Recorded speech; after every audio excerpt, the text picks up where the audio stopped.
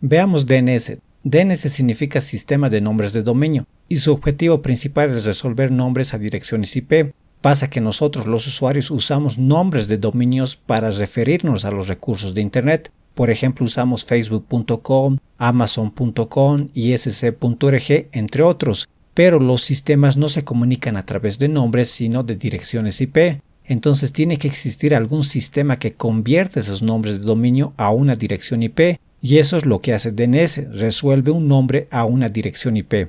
Entonces, para lograr esto, DNS tiene una base de datos donde almacena esta relación de nombre IP. Esa base de datos es distribuida. Eso significa que toda esa información no se almacena en un único servidor, sino en varios servidores.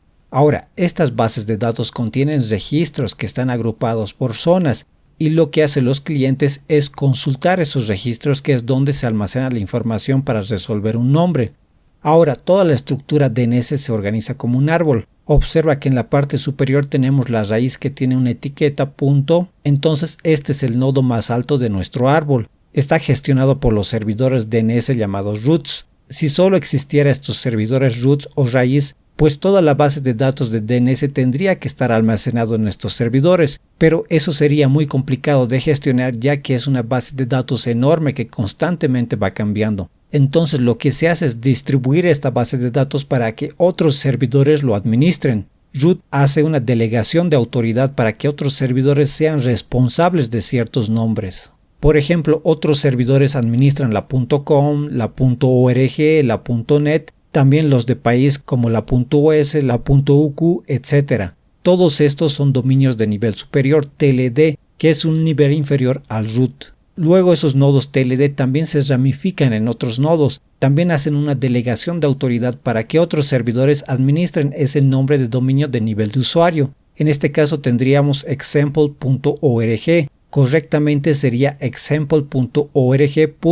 Con ese punto al final, pero por lo general ese punto al final se omite. Se suele agregar cuando se escribe como un nombre de dominio totalmente calificado, un FQDN.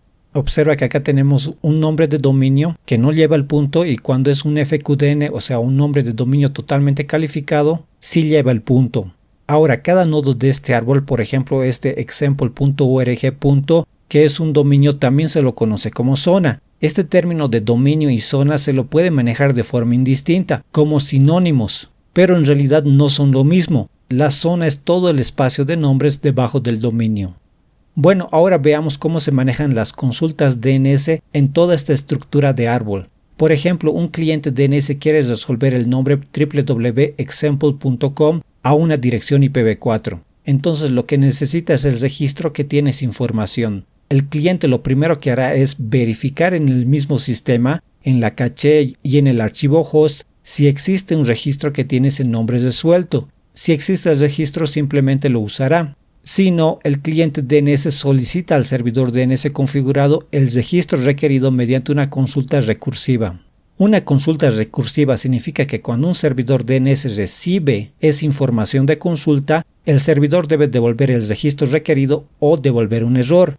El servidor DNS no puede devolver una información de referencia hacia otro servidor DNS al cliente. Sí o sí debe proporcionar el registro requerido o devolver un error. Entonces lo que hace en este punto el servidor DNS es verificar si tiene autoridad para el registro requerido. Esto significa que el servidor DNS es el responsable de administrar ese dominio, por lo que tiene toda la información relacionada al dominio. Entonces, si es así, el servidor devuelve la información solicitada al cliente. Caso contrario, lo que hará el servidor DNS es verificar su caché local para determinar si el registro fue resuelto recientemente. Si el registro existe en la caché, se devuelve al cliente solicitante. Si el servidor DNS no tiene almacenado en la caché el registro solicitado, el servidor DNS lo que hará es realizar una consulta no recursiva, llamada también consulta iterativa, y esta consulta lo hará hacia otro servidor acerca del registro solicitado. Entonces comenzará con los servidores raíz. Ahora, acá estamos hablando de una consulta no recursiva. Cuando un servidor DNS como los servidores raíz reciben una consulta no recursiva, puede devolver el resultado requerido o devolver una referencia a otro servidor que podría tener autoridad para el registro solicitado. Entonces, en este caso, el servidor raíz puede devolver el registro solicitado si el servidor raíz tiene autoridad sobre el dominio. De lo contrario, el servidor raíz devuelve la dirección IP de otro servidor DNS autorizado para el siguiente dominio de nivel inferior, en este caso el .com. De la misma manera, ahora el servidor DNS original solicita al servidor DNS.com mediante otra consulta iterativa o no recursiva. El servidor DNS.com no tiene autoridad, por lo que devuelve la dirección IP del servidor DNS de example.com. Entonces, en este caso, el servidor DNS original solicita al servidor DNS de example.com mediante otra consulta no recursiva o iterativa. El servidor DNS de example.com tiene autoridad sobre ese dominio, por lo tanto, devuelve la información requerida, en este caso la dirección IPv4 de www.example.com. Entonces el servidor DNS original, al recibir esa respuesta, la almacena en caché y luego devuelve la información solicitada al cliente. Entonces así es como se maneja una consulta DNS de Internet. Veamos la instalación de DNS Bind. Ahora, los paquetes son diferentes según la distribución. En las distribuciones basadas en Debian como Ubuntu, debemos instalar el paquete bind 9 con el comando apt install bind 9. Mientras que en las distribuciones derivadas del código fuente de Red Hat, como CentOS, Fedora o Rocky Linux, debemos instalar con el comando dnf install bind. Veamos esto. Yo voy a usar Ubuntu y también Rocky Linux en este curso. Entonces primero vamos a instalar en Ubuntu. Estoy usando Ubuntu Server 22. Acá ya me encuentro en el servidor. Tiene el nombre ns1 y estoy usando el usuario root. Entonces para instalar bind debo usar el comando apt install bind 9. Acá puedo observar que me dice que va a instalar algunas utilidades adicionales. Todos estos paquetes adicionales instalarán herramientas que usaremos, como por ejemplo los comandos host, dig, entre otros. Entonces le diré que sí para seguir con la instalación. Mientras instala, veamos el otro servidor Rocky Linux que tengo. Estoy usando Rocky Linux 9. Ahora, acá en Rocky Linux, que tiene el nombre ns2, vamos a instalar bind con el comando dnf install bind. Podemos observar que se instalan bastantes paquetes adicionales. Esto es porque esta imagen de Rocky Linux es la mínima, solo tiene paquetes esenciales, entonces bind necesita bastantes paquetes adicionales para funcionar correctamente, por lo cual voy a seguir y le diré que sí.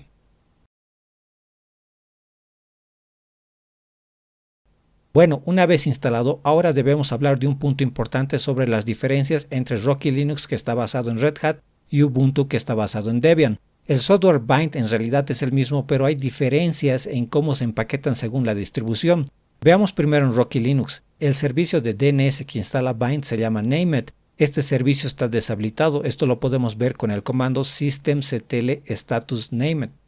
Ahora, los archivos de configuración de Named se encuentran dentro de etc. Como podemos observar, tenemos 3 archivos Named y un directorio Named. El archivo principal de configuración de bind es este, named.conf. Si vemos su contenido de este archivo, podemos ver algunos comentarios que son los que inician con 2 barras laterales y también tenemos configuraciones. Ahora, si nos vamos a Ubuntu, podemos ejecutar también el comando systemctl status named. Podemos observar que el servicio named ya se está ejecutando. Ahora, en cuanto a la configuración, este se encuentra dentro del directorio etcbind. Dentro de este directorio encontramos varios archivos, que de la misma manera que en Rocky Linux, este es el archivo principal de configuración. Si vemos su contenido de este archivo, solo observamos algunas directivas include que simplemente están incluyendo otros archivos a este archivo principal. Pasa que en Ubuntu se está separando la configuración en distintos archivos. Se está separando en .option, en .local, en .default zones. Pero todos estos archivos luego son incluidos dentro de este archivo principal, named.conf, mientras que en Rocky Linux toda la configuración se encuentra en un solo archivo. Y en realidad así nos presenta la configuración el ISC, quien es el que administra el software bind. Todo está en un solo archivo, pero Debian decidió separarlo en distintos archivos para un mejor orden. Ahora yo voy a seguir realizando la configuración en Ubuntu, pero también veremos la configuración en Rocky Linux. Incluso más adelante usaremos el servidor de Rocky Linux como un servidor DNS alternativo. Veamos un poco más acerca del servidor bind. En este momento me encuentro en Ubuntu en NS1. Como vimos, el servidor DNS ya se encuentra operativo. Ahora, DNS escucha consultas por el puerto 53. Entonces veamos si estamos escuchando por ese puerto con el comando sstooln y vamos a filtrar con grep el puerto 53. Primero podemos observar que se está escuchando tanto por el protocolo UDP como TCP. En general, DNS utiliza UDP para responder a las consultas de los clientes. TCP se utiliza principalmente para realizar transferencias de zona entre servidores DNS. La transferencia de zonas lo veremos más adelante. También podemos observar la dirección IP de nuestras interfaces que están escuchando. Estamos escuchando por la 172.16.011, que es la dirección IP de este servidor, y también por la interfaz loopback, que es la 127.0.0.1. Observa que también estamos escuchando por IPv6. Puedo verificar las direcciones IP de este servidor con el comando IPA. Tengo dos interfaces, la NS3 y la loopback. Entonces observa que en las dos interfaces se está escuchando por el puerto 53, tanto para IPv4 como para IPv6. También podemos observar que existe otra IP, la 127.0.0.53. Esta es una IP de loopback que también está escuchando por el puerto 53. Este es un servicio del sistema que ya viene instalado por defecto en Ubuntu. Se llama systemd-resolve. Esto lo podemos confirmar con el comando lsoft-ni 2.53. Podemos observar que todos estos procesos han sido iniciados por Named. Y acá está el 127.0.0.53 que ha sido inicializado por systemd-resolve. Entonces, este servicio de systemd-resolve nos proporciona resoluciones de nombre de red para aplicaciones locales, o sea, para el mismo servidor. Realiza toda la gestión del DNS del propio sistema. Este es el servicio que se comunica con todos los servidores externos para resolver nombres. Se comunica con los servidores DNS que tengas instalado en tu sistema. Por ejemplo, los servidores DNS de Google o los servidores de tu proveedor de servicios de Internet. En este momento, este servidor de Ubuntu tiene configurado los de Google. Esto lo podemos ver con el comando resolvectl. Acá podemos observar que tengo configurado los servidores DNS de Google. Bueno, entonces este servicio systemd-resolve está corriendo en ese IP 127.0.0.53. Ahora, otra cosa importante que podemos ver en esta salida es que cada proceso se ejecuta en su propio usuario. No se está ejecutando como root. Es importante que el proceso named esté utilizando el usuario bind. Esto se debe a que si ejecutamos el proceso como root, existe el riesgo de que un atacante pueda aprovechar alguna vulnerabilidad del proceso y obtener acceso como usuario root. Entonces, por temas de seguridad, es importante que no se ejecute con el usuario root. Bueno, podemos probar localmente si está resolviendo nuestro servidor DNS. Podemos realizar una consulta DNS para resolver un nombre a una dirección IP. Para ello puedo usar el comando host. Entonces, por ejemplo, puedo resolver el nombre google.com. Simplemente escribo el comando host google.com. Podemos observar que se ha resuelto correctamente. Me muestra una lista de direcciones IPv4 e IPv6 que están asociados a este nombre. Entonces, esta salida también nos da a entender que un nombre de dominio puede tener varias direcciones IP asociadas. Ahora, en realidad no estamos usando nuestro propio servidor bind. Como les comenté anteriormente, estamos usando esa IP de loopback que tenía la dirección 127.0.0.53. Entonces, para forzar el uso de nuestro servidor DNS podemos especificar su dirección IP. En nuestro caso podemos especificar nuestro servidor DNS que está escuchando por la dirección IP 127.0.0.1. Podemos observar que sí está resolviendo. Acá me dice el nombre que es la 127.0.0.1. Entonces esto me permite confirmar el nombre del servidor a quien estamos realizando la consulta. Probemos con otra consulta, por ejemplo, resolvamos el nombre ubuntu.com. También se resolvió correctamente, por lo que sí está funcionando por lo menos de forma local. Ahora, como está escuchando por la interfaz NS3 con la dirección IP 172.16.0.11, esto quiere decir que el servidor también está disponible externamente, por lo que podemos ir a algún cliente para probar si está funcionando correctamente. Acá tengo un cliente, es un cliente de Ubuntu. Si ejecutamos el comando resolvectl podemos observar que los servidores DNS a quien se realiza la consulta son los DNS de Google. Entonces lo que puedo hacer es cambiar estos servidores de Google y especificar mi propio servidor DNS. Pero como vimos anteriormente, también puedo especificar el servidor DNS que quiero que resuelva la consulta con el comando host. Entonces hagamos la prueba. Voy a resolver el nombre google.com y especifico la dirección IP del servidor, que en este caso será la 172.16.0.11. Podemos observar que el servidor DNS sí está funcionando correctamente. Ahora vayamos a Rocky Linux.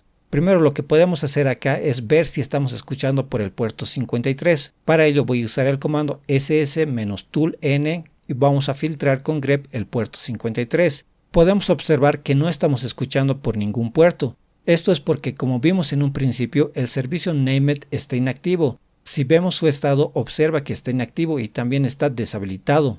Entonces lo vamos a activar y habilitar. Esto lo hacemos con el comando systemctl enable now named. Ahora, si volvemos a verificar su estado, podemos observar que está activo y habilitado. También podemos ver el proceso con el comando psaux grep named. Es este de aquí arriba. Observa que se está ejecutando con el usuario named. Ya hablamos de que esto es importante desde el punto de vista de la seguridad. Veamos nuevamente si estamos escuchando por el puerto 53. Ahora sí tenemos una salida, pero observa que solo estamos escuchando por la interfaz loopback 127.0.01. También podemos observar que no estamos usando ese servicio System de Resolve que vimos en Ubuntu, que estaba escuchando por la dirección IP 127.0.0.53. Eso solo es para Ubuntu, acá no tenemos ese servicio. Si vemos la dirección IP de este servidor, podemos observar que tenemos la interfaz de loopback 127.0.0.1 y la NS3 con dirección IP 172.16.0.12. Ahora no estamos escuchando por la interfaz NS3, solo estamos escuchando por la dirección IP de loopback. Esto quiere decir localmente. Entonces, por ejemplo, si quiero resolver google.com, puedo usar el comando host google.com y para asegurarme que voy a usar mi servidor DNS, voy a especificar la dirección de loopback 127.0.0.1.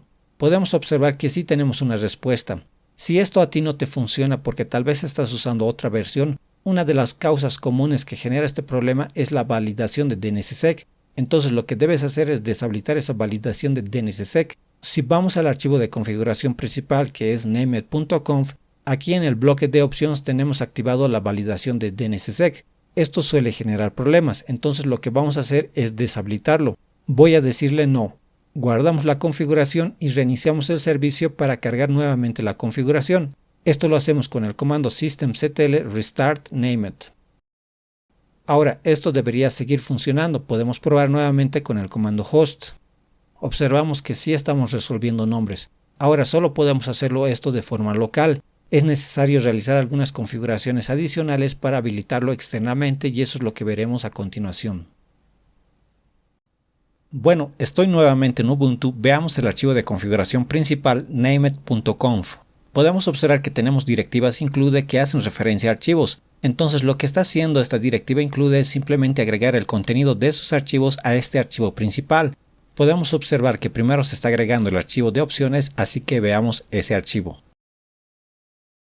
Este archivo es importante y es donde se realizan todas las configuraciones globales. Observa que tenemos el bloque de opciones y dentro de este bloque tenemos la declaración directory. Esta declaración establece el directorio de trabajo del servidor. Es donde el servidor busca archivos de configuración. Entonces, si especificamos algún archivo mediante una ruta relativa, esa ruta será relativa a este directorio. Por ejemplo, si volvemos al archivo de configuración principal, observa que se hace referencia a estos archivos mediante rutas absolutas, pero si no especificamos una ruta absoluta, se considera relativa a directory. En otras palabras, el archivo se busca en la ruta especificada en directory.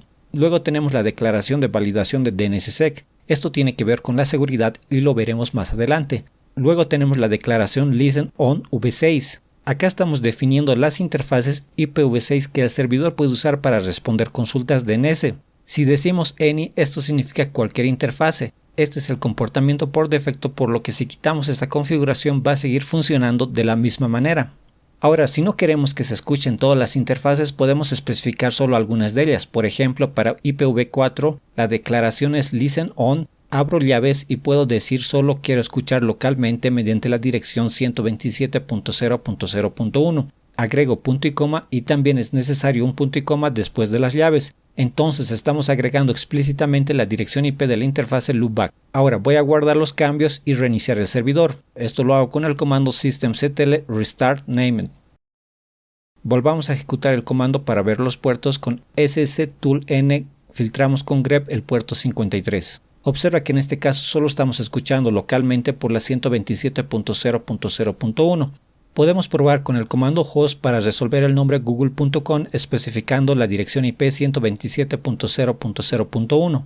Sí tenemos una respuesta, pero externamente esto no funcionaría. Si hacemos la misma prueba desde nuestro cliente, nos dice que la conexión fue rechazada. Entonces podemos especificar qué interfaces escucharán las consultas DNS. En este caso voy a agregar la interfase ENC3 para poder escuchar externamente. Su dirección IP de esta interfase es la 172.16.0.11. También podría especificar toda una red de esta manera para seleccionar todas las interfaces que son parte de esta red, pero en este caso solo usaré la dirección IP. También podríamos decir ENI como IPv6 para escuchar por todas las interfaces, pero no es muy recomendado usar ENI ya que nuestro servidor podría tener varias interfaces y por temas de seguridad no queremos escuchar por todas ellas. Lo opuesto a ENI es NON. Entonces, si no queremos escuchar consultas DNS en ninguna de nuestras interfaces, podríamos decir NON.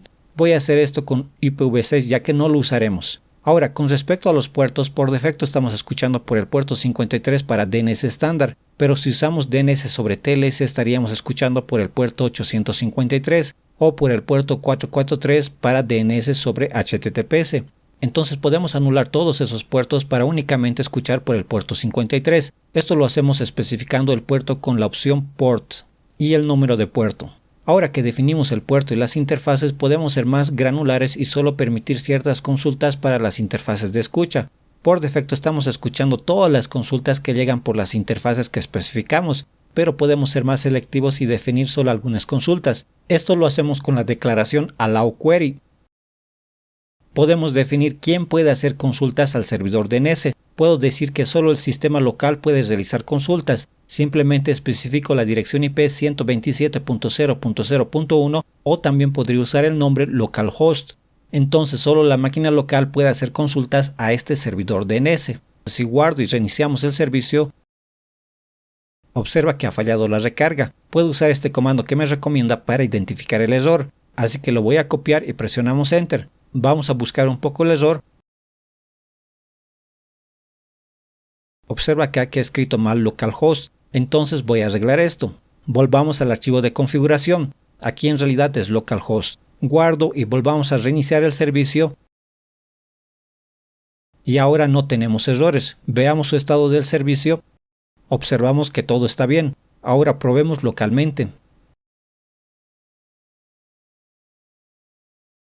Tenemos respuesta, pero si nos vamos a nuestro cliente y probamos, nos dice rechazado. Entonces, con esta opción podemos limitar quiénes pueden hacer consultas a nuestro servidor DNS. Si quiero agregar mi red local, simplemente agrego toda la red 172.16.0.0/24. Y si guardo y reiniciamos el servicio y luego pruebo externamente desde mi cliente, podemos observar que ahora sí tenemos una respuesta y podemos resolver el nombre.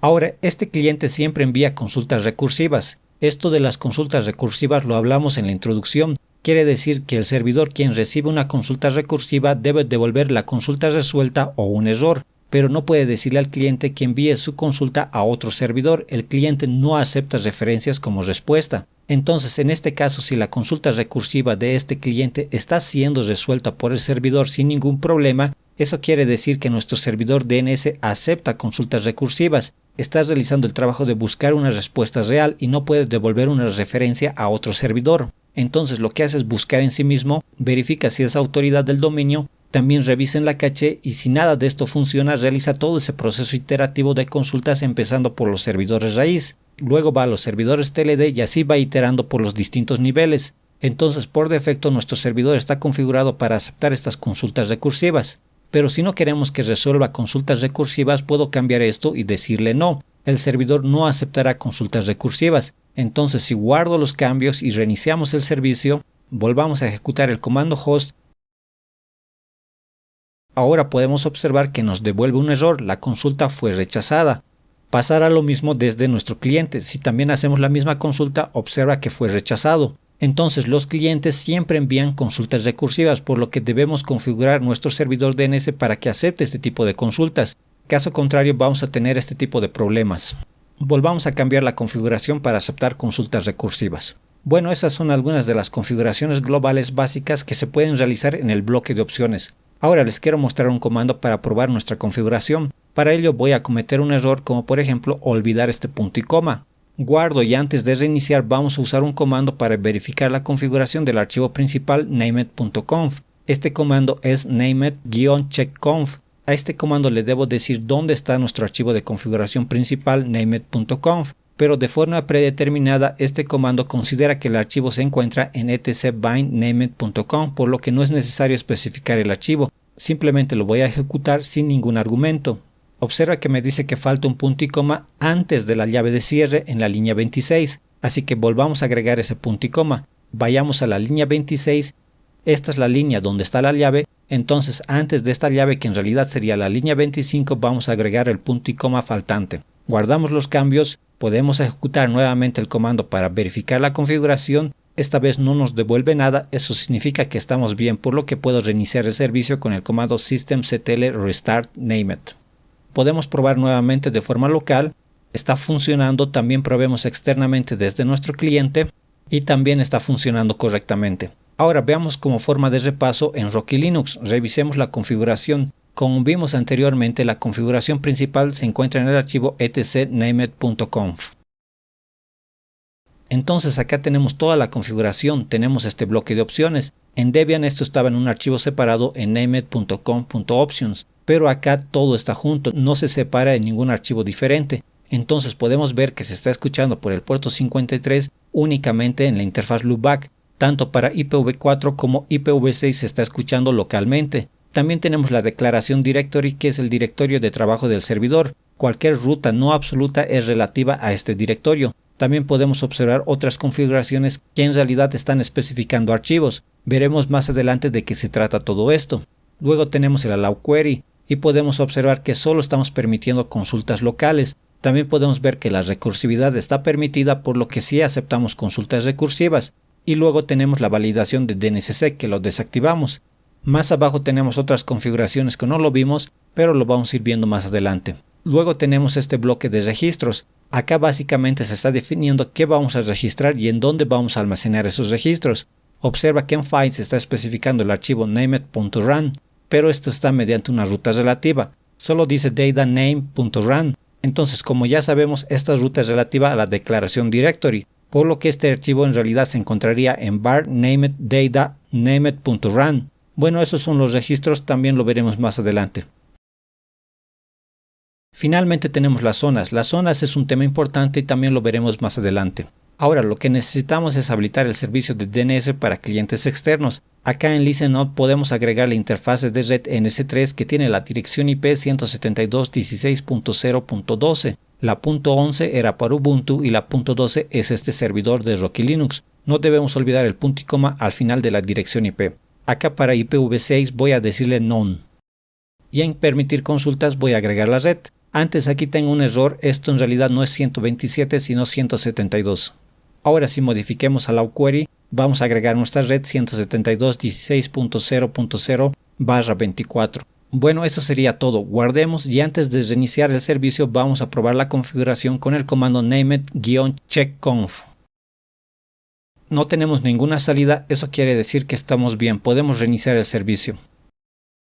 Veamos el estado. Podemos ver que el servicio se encuentra activo. Probemos rápidamente de forma local con el comando host google.com y la dirección IP 127.0.0.1. Podemos resolver correctamente. Ahora veamos externamente desde nuestro cliente. En este caso vamos a especificar nuestro servidor, que es la 172.16.0.12, que es el servidor de Rocky Linux. Podemos observar que tenemos un problema. No se trata de algún rechazo, sino que nos dice host inalcanzable, como si no pudiéramos llegar al servidor, pero sí podemos hacerlo. Puedo ejecutar el comando ping para verificar esto. Observa que sí alcanzamos al servidor. El problema en realidad es el fireware. En Ubuntu no tenemos este problema porque el fireware está deshabilitado o inactivo. Esto lo podemos ver con el comando ufw status. Observa que me dice inactivo, pero acá en sistemas derivados de Red Hat se usa otro fireware, se usa fireward y este fireware se encuentra activo por defecto. Podemos verificar su estado con el comando fireware cmd state. Nos dice running, eso significa que está activo y está aplicando todas las reglas de fireware, por lo cual este fireware está bloqueando todas las conexiones entrantes al servidor, incluso el puerto 53. Entonces debemos realizar una configuración para permitir explícitamente ese puerto para que funcione DNS. Para permitir el puerto 53 puedo ejecutar el siguiente comando, fireware cmd --add-port igual 53/tcp Primero vamos a habilitar para TCP y también le diré permanente para que la configuración persista después de un reinicio. Presiono Enter, me dice exitoso, eso es bueno. Hagamos lo mismo para UDP. Y también vamos a recargar la configuración con firewall cmd-reload. Eso es todo, probemos nuevamente desde nuestro cliente. Y ahora sí tenemos una respuesta. Ahora hablemos de las zonas. Las zonas son simplemente archivos de texto que almacenan registros relacionados al dominio. En un principio dijimos que los registros están agrupados en zonas, entonces las zonas agrupan todos esos nombres que vienen después del dominio. Por ejemplo, podemos tener una zona llamada linux.lan, que también vendría siendo el dominio, y todos los registros para los subdominios de linux.lan, como por ejemplo www.linux.lan, main.linux.lan, vpn.linux.lan, todos estos se almacenan en un archivo de zona del dominio padre linux.lan. Veamos esto, vamos al archivo de configuración principal. El siguiente archivo que incluye este archivo principal es named.conf.local. Si vemos el contenido de este archivo, podemos observar que solo tiene comentarios. Nosotros más adelante vamos a crear nuestras propias zonas y en este archivo es donde vamos a crear esas zonas. Veamos el otro archivo que es named.conf.default.zones. Podemos observar que en este archivo se está agregando algunas zonas por defecto. Esta primera zona es la más importante aquí. Es la configuración que nos permite que nuestro servidor realice una búsqueda en toda la jerarquía DNS en Internet, empezando por los servidores raíz. A esta forma de funcionamiento se lo conoce como servidor de solo almacenamiento en caché. Un servidor de DNS de solo almacenamiento en caché es la implementación más simple de un servidor DNS. Como vimos en un principio, nuestro servidor ya se encontraba funcionando desde que lo instalamos. No realizamos ninguna configuración complicada para ponerlo en marcha. El servidor, cuando recibe una consulta, simplemente solicita la resolución de nombre a servidores externos, los servidores raíz. Luego almacena la respuesta en caché para futuras solicitudes y finalmente responde al cliente. Entonces el servidor, para poder responder a las consultas, necesita acceder a la jerarquía DNS, necesita conocer las direcciones IPv4 o IPv6 de los servidores raíz. Estos son 13 servidores y los veremos más adelante.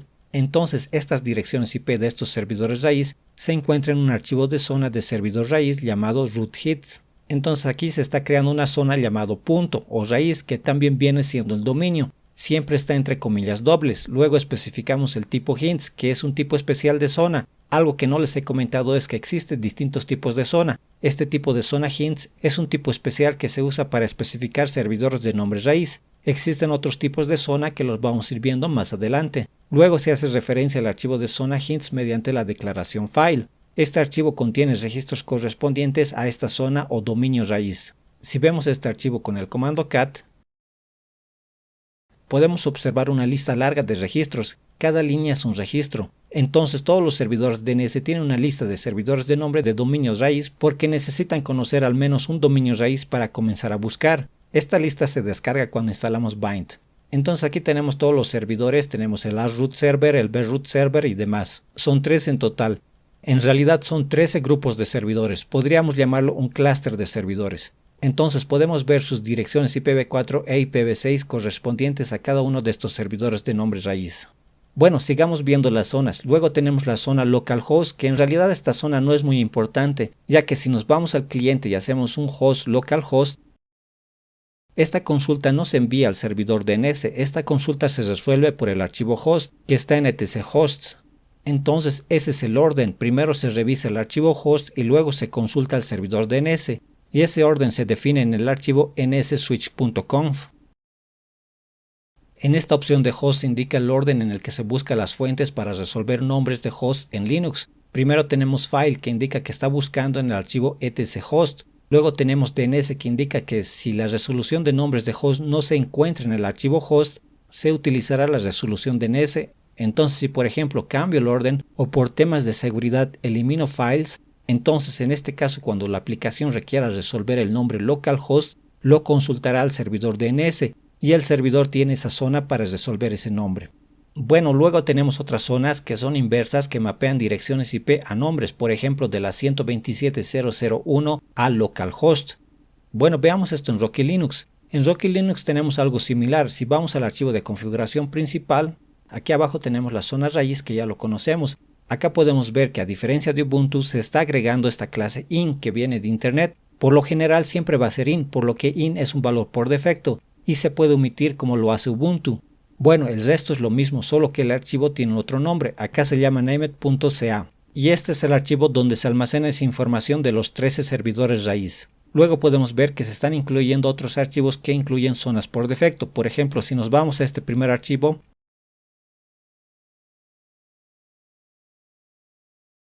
observa que se están definiendo las zonas de loopback, las zonas inversas y demás. Bueno, más adelante hablaremos más de las zonas y los registros. Ahora veamos la creación de una zona DNS para un dominio específico. La zona que vamos a crear estará en el archivo named.conf.local. Pero antes de modificar ese archivo, veamos el archivo .defaultzone para ver lo que tenemos que hacer. Entonces ya vimos este archivo y es donde se están creando las zonas. Podemos hacer lo mismo para nuestra nueva zona que vamos a crear, por lo que vamos a copiar uno de ellos como modelo, como por ejemplo voy a copiar este de localhost. Y esto lo vamos a agregar al archivo .local. Este archivo, como vimos previamente, no tiene contenido, solo tiene algunos comentarios. Vamos a agregar aquí lo que copiamos. Entonces tenemos un bloque de zona que nos sirve para definir la zona.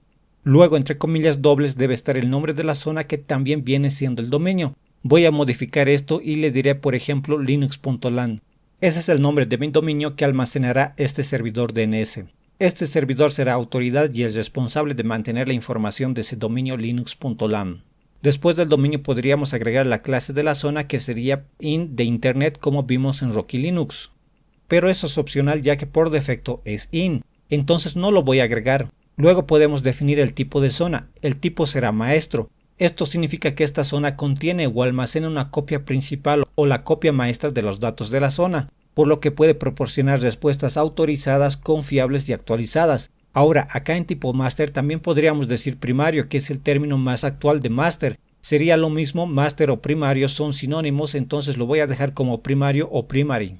Y aquí está el archivo donde se encontrarán todos los registros relacionados a la zona. En este momento está apuntando al archivo db.local, por lo que debemos crear un nuevo archivo. Los llamaré por ejemplo dblinux.lan. Este nombre del archivo no es determinante, podemos usar cualquier otro nombre como por ejemplo linuxlan.zone o simplemente linux.lan, pero luego debemos crear ese archivo con ese nombre. En este caso voy a seguir la convención de Ubuntu que inicia con db. Entonces este archivo se ubicará en /etc/bind.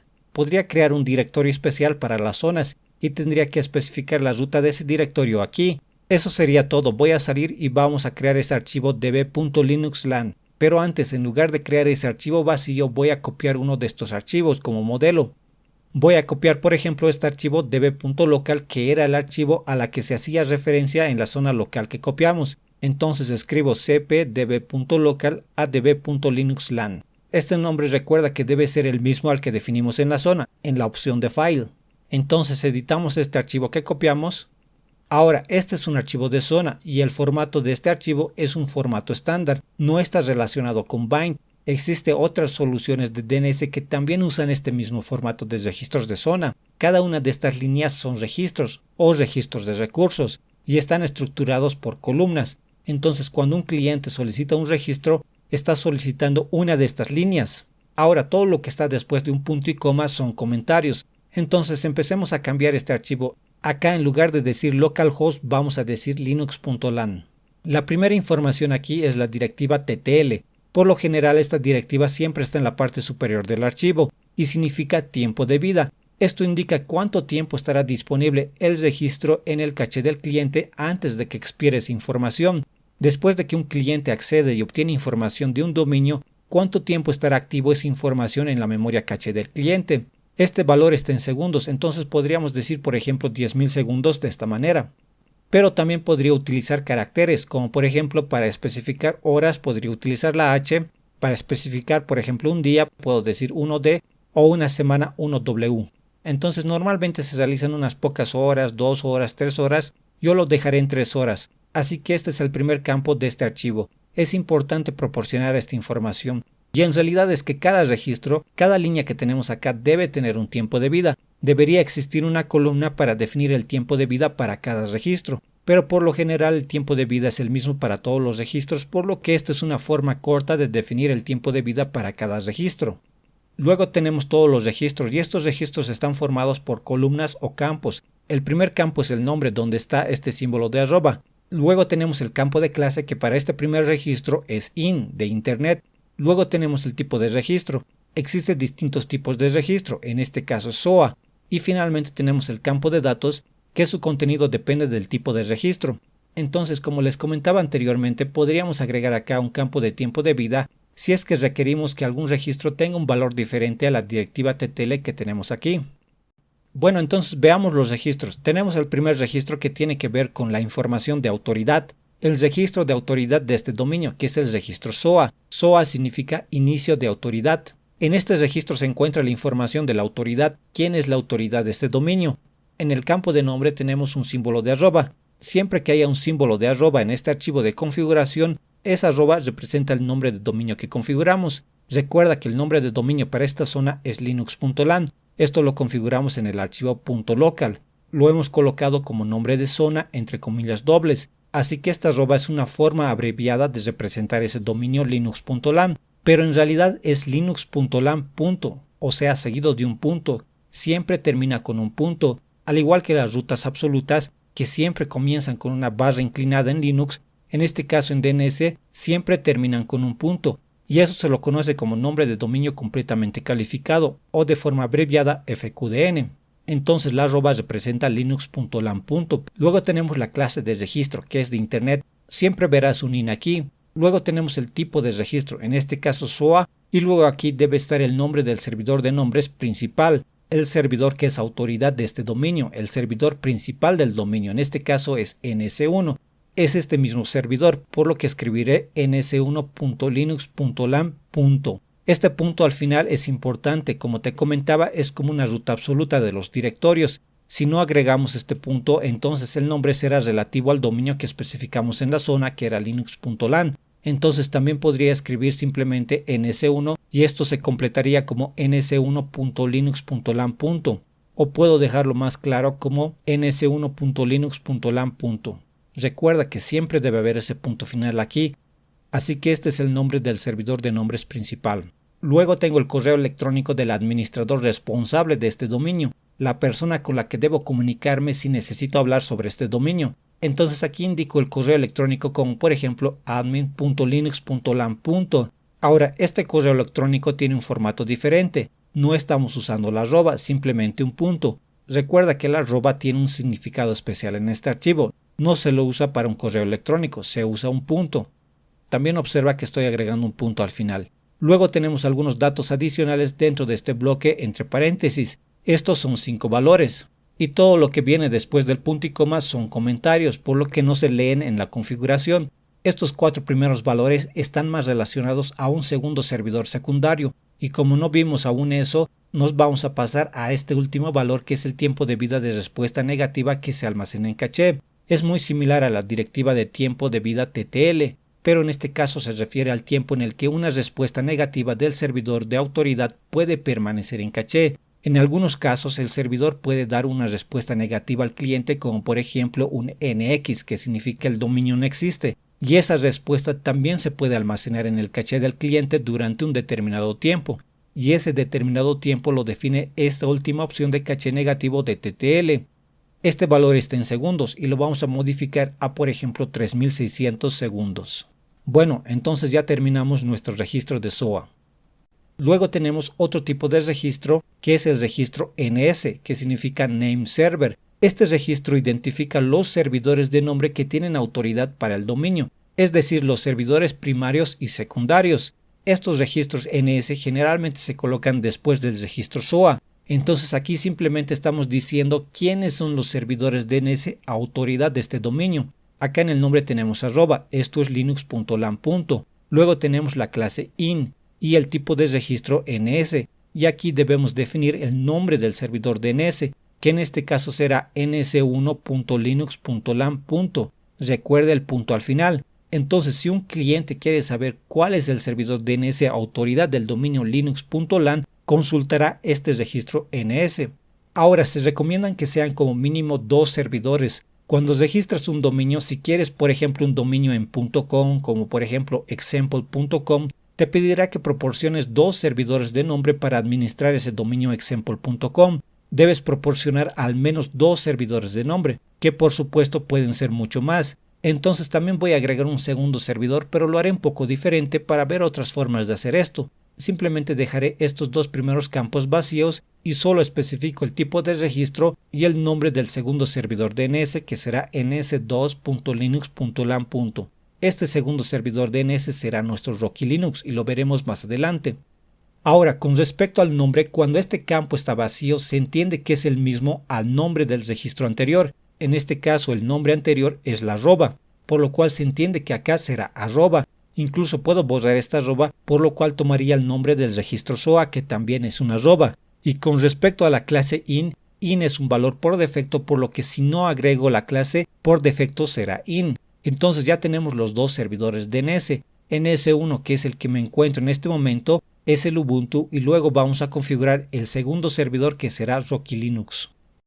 Luego puedo ir agregando más registros, como por ejemplo para mis servidores de correo. Entonces estos registros serán de tipo MX. MX son los registros de intercambio de correos. Indican qué servidor de correo son responsables de ese dominio. Cuando se envía un correo electrónico al dominio linux.lan, necesitamos saber cuál es el servidor SMTP de ese dominio. Entonces para ello debo consultar por el registro de tipo MX. Ahora, cuando agregamos registros de tipo MX, debemos definir la prioridad, como por ejemplo 5, seguido del nombre del servidor de correos. Lo dejaré como mail directamente. Observa que no hay un punto al final, solo digo mail, por lo que se completará con el dominio linux.lan.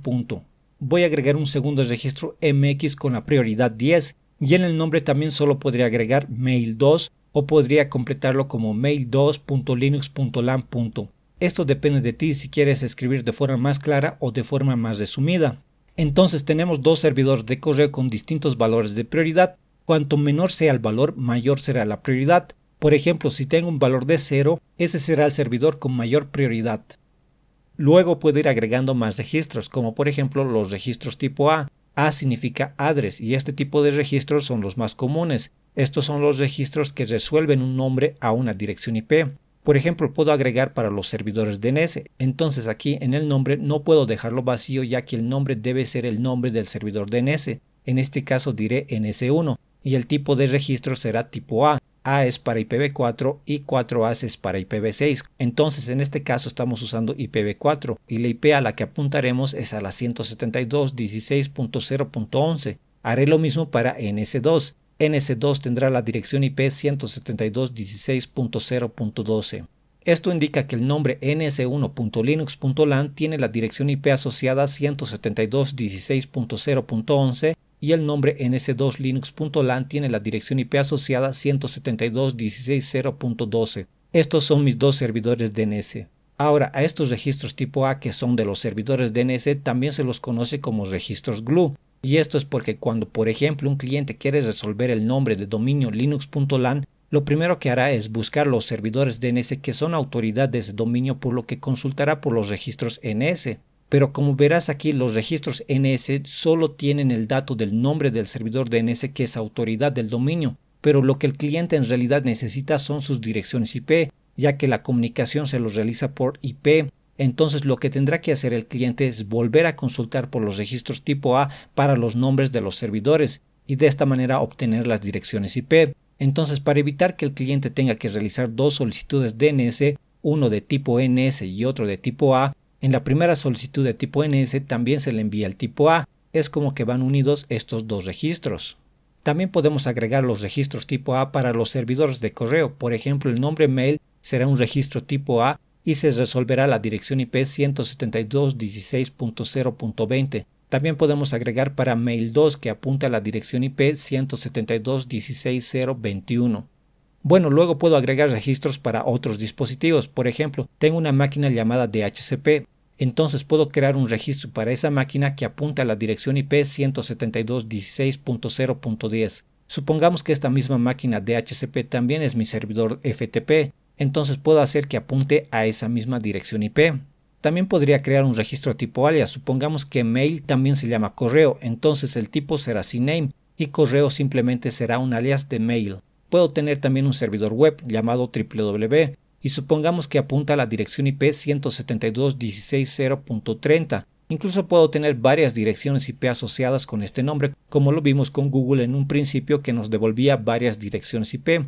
Entonces, por ejemplo, podría agregar también la .31 y la .32. Todas estas direcciones IP estarán relacionadas a nuestro servidor web. Esto significa que tenemos varios servidores con distintas direcciones IP que alojan nuestro sitio web. Esto se lo hace para realizar un balanceo de cargas. Entonces el servidor DNS devolverá un conjunto de registros en un orden diferente cada vez que reciba una solicitud para el sitio web. Lo que hará es rotar estos registros. Esta rotación se lo conoce como round robin. Cuando un cliente recibe una respuesta con múltiples registros, lo que habitualmente hace es probar las direcciones en el orden devuelto por el servidor DNS.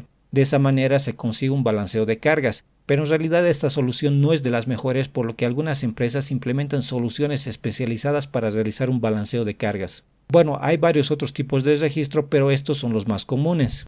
Así que voy a guardar esta configuración y antes de reiniciar el servicio vamos a verificar la configuración. Existe un comando especial para probar la configuración de las zonas. Este comando es named_checksum. A este comando le debemos agregar el nombre del dominio, que será linux.lan, y también debemos agregar el nombre del archivo de la zona, que en este caso es dblinux.lan. Si ejecutamos este comando me dice OK. Acá dice que se ha cargado. En realidad no se ha cargado, solo se ha verificado la zona. Entonces lo que haré es recargar la configuración. Esto lo hago con el comando systemctl restart named. Ahora vamos a probar nuestras zonas que creamos. Podemos probar localmente con el nombre host y el nombre, como por ejemplo dhcp.linux.lam, y vamos a especificar nuestra interfaz loopback. Tenemos respuesta. Observa que resolvió la dirección IP 172.16.0.10 y eso es correcto, ya que esa es la dirección IP que asignamos a DHCP. Si hago un grep dhcp dblinux.lam, nos dice que DHCP está apuntando a esa dirección IP 172.16.0.10. Así que está funcionando internamente. Ahora probemos externamente. Ejecutemos el comando host dhcp-linux.lam y luego especificamos la dirección IP de nuestro servidor, que es la 172.16.0.11. Observa que se ha resolvido correctamente. Si no especificamos el servidor, podemos observar que no podemos resolver. Esto es porque no estamos usando nuestro servidor DNS. Entonces podríamos cambiar los servidores DNS con netplan. Simplemente editamos el archivo de netplan que está en etc netplan. El archivo se llama 00 installer-conf. Aquí en lugar de usar los DNS de Google voy a cambiar a mi propio DNS. Voy a usar la 172.16.0.11. Guardamos la configuración y aplicamos los cambios con netplan. Esto lo hacemos con el comando sudo netplan apply. Ahora ya tenemos configurado nuestro cliente con nuestros servidores DNS. Esto lo podemos verificar con el comando resolvectl. Observa que mi servidor DNS actual es la 172.16.0.11. Entonces ahora cuando hagamos un host a por ejemplo dhcp-linux.lan, usaremos nuestro propio servidor DNS. Puedes observar que ahora sí tenemos una respuesta. También podemos probar por ejemplo a www.linux.lan. También nos devuelve todas las direcciones IP asociadas a www.linux.lan.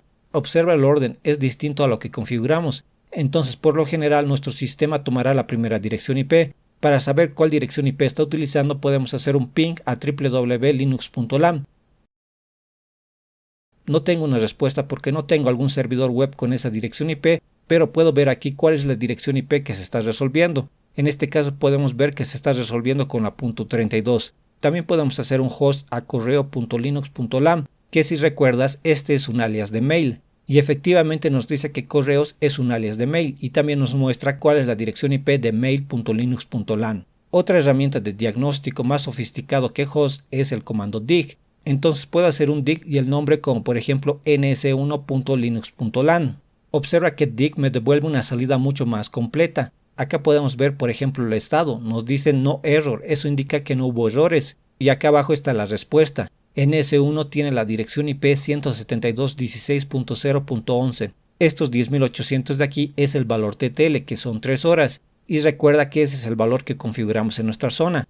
Acá abajo también me muestra el tiempo que tardó la consulta. También me dice el servidor quién realizó la consulta. En este caso es la 127.0.0.53. Si recuerdas, esta es la dirección IP de ese servicio que se llamaba systemd-resolve. Y ese servicio, como no tiene una respuesta para linux.lan, lo que hace es consultar a los servidores que hemos configurado a la 172.16.0.11, que es nuestro servidor de Ubuntu, y así es como obtiene la respuesta. Pero de todos modos, si quieres especificar nuestro servidor con DIC, también lo podemos hacer. Esto lo hacemos agregando una arroba y especificando la dirección IP, la 172.16.0.11. Tenemos una respuesta similar. También podríamos especificar nuestro otro servidor, que es la .12. En este caso sí tenemos un problema, nos dice dominio no encontrado, y eso está bien porque aún no hemos configurado ese servidor como secundario. Podríamos consultar por algún otro registro, como por ejemplo el registro MX. Entonces le digo dig, el nombre linux.lan y al final le digo mx. Quiero saber los servidores de correo del dominio linux.lan. Esto nos muestra los servidores de correo, que son mail linux.lan y mail2 linux.lan. Pero también nos muestra los registros tipo A como información adicional de esos servidores de correo. Entonces estos también son los registros tipo glue. Si cambio esto de aquí a, por ejemplo, ns para ver quiénes son mis servidores de nombre, podemos observar que los servidores de nombre son estos dos. Y también nos muestra los registros glue adicionales.